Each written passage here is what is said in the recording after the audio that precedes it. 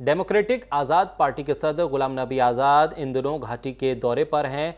इसी दौरान उन्होंने तिगदार का भी दौरा किया और लोगों को खिताब किया। गुलाम नबी आज़ाद ने सरहदी ज़िले कुपवाड़ा, करनाहा, तिगदार के 2 रोज़ा दौरे के दौरान डाक बंगले में आवाम से खिताब किया। गुलाम नबी आज़ाद ने कहा कि वो 370 के लिए लड़ेंगे और जद्दोजहद करेंगे। आज़ाद ने कहा कि हुकूमत में आते ही वो तिगदार के लिए एक ख़ास पैकेज भी लाएंगे। उन्होंने कहा कि तिगदार के लोगों की सभी परेशानियों का हल करूँगा। इस दौरान पार्टी कारकुनान मौजूद रहे। अपनी जिंदगी में मैं जितनी दफा टंगदार और उड़ी आया हूं उतना हिंदुस्तान या स्टेट के किसी हिस्से में भी नहीं गया।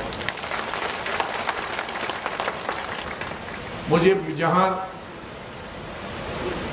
अपने 50 साल बहुत छोटी उम्र में मैंने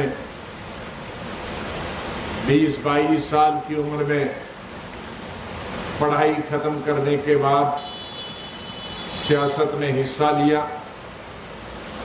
और हिंदुस्तान के उन चंद खुश नसीब लोगों में हूँ जिनको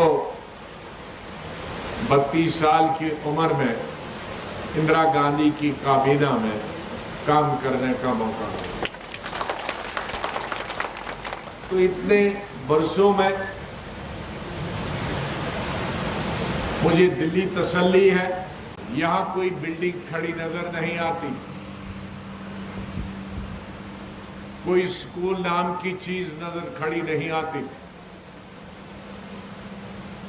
और उड़ी में तो कोई मकान नाम की चीज ही नहीं थी। यहां तो कुछ मकान थे।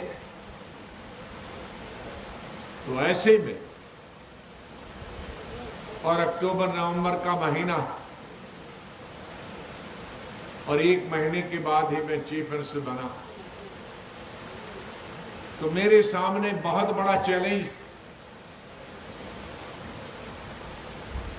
कि ये सर्दी में कहां जाए। अक्टूबर के महीने में तो हमने टेंट लाए पूरे हिंदुस्तान से, हमने कंबल लाए, कपड़े लाए, पूरे हिंदुस्तान से राशन लाया।